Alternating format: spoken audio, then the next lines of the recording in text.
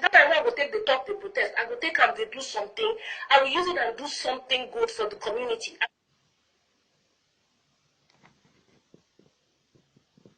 I will use it and do something good for the people I can help. Protesting anything, we have to have a clear focus. We will hear this and hear this. We will not hear the exact story or know the exact information. We start protesting. People who know what's going on in Nigeria, they are protesting. I'm not inside Nigeria right now, so I cannot protest something that I don't have the facts for. So like I was saying, I'm praying for all of you. I'm praying for those of you who have children. So I did a Facebook Live video yesterday, and I was talking about different things from my heart and just random stuff that I talked about. Unfortunately, some members of the media decided to take out a little clip of something, posted it, and twisted the headline to tell people that I was against the protest that Two-Face was doing. I never said that. Before people judge, because I've been attacked, I've received over 1,000 messages, but before you judge and before you condemn, please go to my Facebook, watch the full video and understand exactly what I was trying to say. Two-Face is my brother. I have nothing against him. I spent Christmas with his family last Christmas, so I have nothing to say against him. So you guys, please, before you attack, watch the full video. Hello, my name is Stella Damasus, and no, this is not diaries. I want to share something with you, and it's something that is, I won't say bugging me, but it's eating me up right now. And I felt that, you know, there is a need to address certain issues. Some people say things, you know, around me, about what I'm doing, about my country, about my industry, and I let it go. I let it slide, whether it's on social media, whether it's on television. I don't respond to a lot of things, but this time, I'm going to respond to this. And, you know, when they say, if you know what to do and you don't do it, you are as guilty as the person who has committed an offense. And I believe that someone has committed an offense, not just to me, but to the whole Nigerian movie industry. Now, before I go into why I'm so hurt, I want you to watch this short clip, and then you'll understand why I'm very hurt. And then I'll give you my thoughts on it. So watch this. I don't think those people, this new crop of filmmakers, should be put under the umbrella of Nollywood. They should be called independent film, because a name carries a lot. If you start tagging in Nollywood, every negative connotation that comes with Nollywood, it's like calling your son Hitler. Okay, now that you have seen the clip, I'm sure that by now you understand why it's eating me up. Okay, first of all, when you say something like the new producers now in the industry shouldn't be called Nollywood, they should be called independent producers, because Nollywood carries a negative connotation to it. I'm like, excuse me? And then she went ahead to say that calling them Nollywood is like naming your son Hitler. That is the most derogatory thing that anybody can ever say about the Nigerian movie industry. Okay, first of all, let me talk about this person, Leila Janse. I am not after her, I am not fighting with her, but I need to point out some things. The only reason why we know Leila Janse is because of a movie, Ties That Bind. And that movie, the only reason why Africans embraced the film and understood the film and loved it was because you used one of our best, Omotola Jalade Ekende. Yes, she is Nollywood, so unless you are calling her a Hitler, you have no right to say that, because she was in your movie, and because of her presence in your movie, we embraced it, okay? Now, you did another film, I think before Ties That Bind, it's called Sinking Sands, and you used another of our Hitler, according to you, Yemi Black. These people are all from Nollywood. You have not only insulted people that have labored for years to create something out of nothing, to create an industry without help from anywhere. There were men who could have put their money in different businesses, but they decided, you know what, we are Africans, we are Nigerians, we should be able to tell our stories. They invested their personal funds into making films, and they made films that portrayed who we were. They told our stories. We were tired of foreigners coming in to tell our stories, so we decided to do these things by ourselves. We did not have the kind of training that we would have loved to have. Unlike you, Leila, from Ghana you went to the United States to film and television school, and you graduated with honors. Yes, I have read up on you. You are amazing as a filmmaker. I'm not even going to dispute that.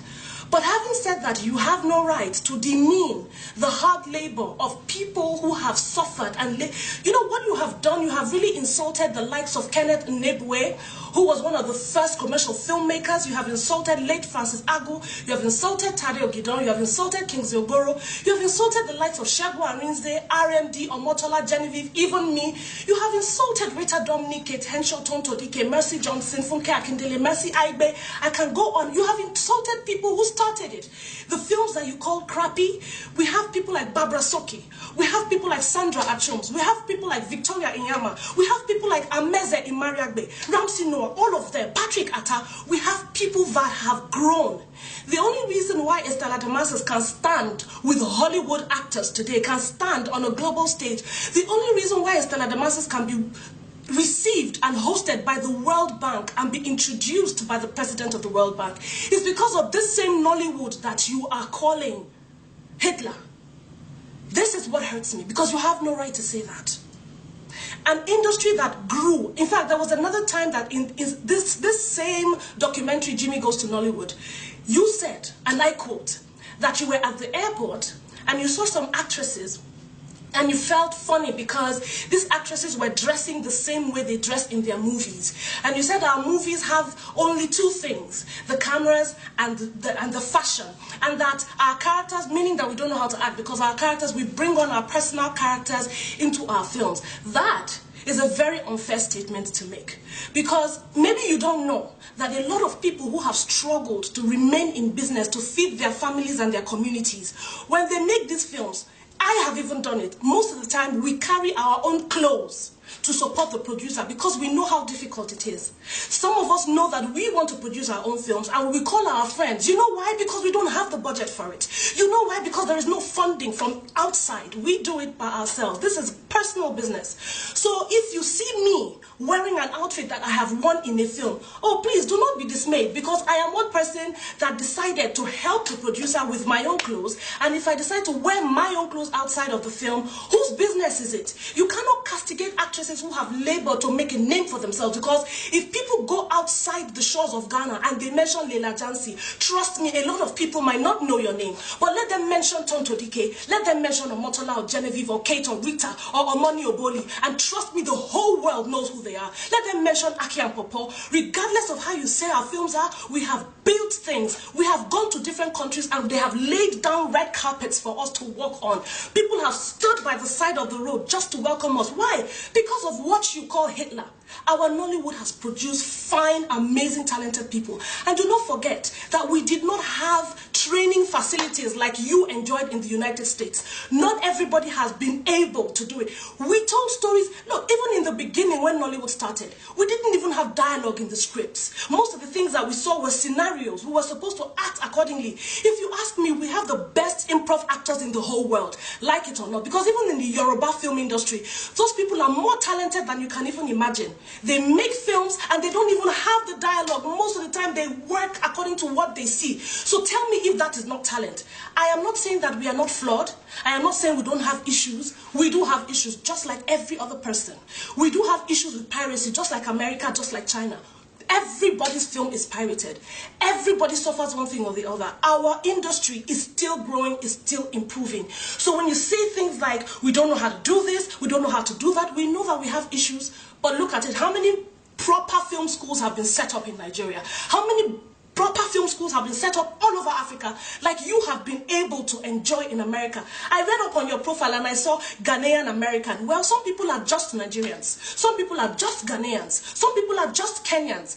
And do not forget the fact that the reason why Africa is on the world map in entertainment is because of the hard work that people have put into it. Look at the likes of Majid, your own countrymen. Look at the likes of Van Vika, Nadia Buhari, Jackie Appiah. You have some of the best actors in the world from your country, and they are products of Nollywood. Whether you call them Gollywood, Kenyawood, Liberiawood, Labourwood, whatever you call it, we cannot forget that the Nigerian film industry is what gave rise to the booming film industry all over Africa. So please, you need to be careful before you throw us under the bus.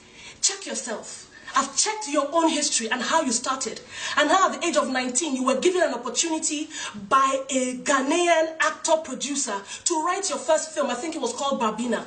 If there was no industry, you would not have been there. If there was no industry, you would not have been inspired to go to America, learn filmmaking, come back and make films. Your films are good, but please do not throw us under the bus. We are still work in progress. And one last thing, don't try to cause any segregation. Don't say that the new filmmakers should be called independents and the rest of us can continue to be Hitlers because we are Nollywood. These new filmmakers are proud that they had people that inspired them to be better filmmakers. When we have children, our prayer is that our children rise and grow to be better than us. So those of us that started in the industry 2 decades, 3 decades ago, our prayer is that the new actors, the new producers, the new directors will do better than us, to represent us better. We started it without nothing, without training.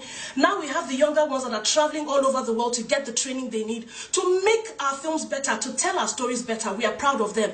Do not cause a demarcation. Do not put Nollywood New 2.0, independent this. We are all Nigerian movie makers. If they have coined the name to be Nollywood, so be it. Do not, I beg you, Leila, do not demean the work that people like me and my colleagues have put into this industry, because that's the only reason why you were in the documentary in the first place. Jimmy John Lewis came to Africa to attend AMA Awards. AMA is an African thing, and we have been supporting every African filmmaker, especially you, Leila. The reason why Jimmy John Lewis was talking about Nollywood is because it's a huge phenomenon that nobody can ever demean or diminish. So you were sitting there and talking because they gave you an opportunity to speak in that documentary. Do not ever take us for granted, Leila, because we gave you the opportunities that you have. Let us appreciate those that came before us. Let us appreciate the God that gave us all the talent. And let us appreciate the hard work that we put in without training, without support financially or anyhow. Let us embrace ourselves and give ourselves a pat on the back that so far we have tried. The training will come, and that's what people are doing.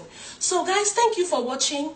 I hope that you will listen, watch this video and think about it, because sometimes we as Africans, we know how to destroy ourselves and throw ourselves under the bus. But the foreigners will come and improve what they have done. They will glorify themselves and celebrate themselves. It is time that we as Africans begin to celebrate ourselves.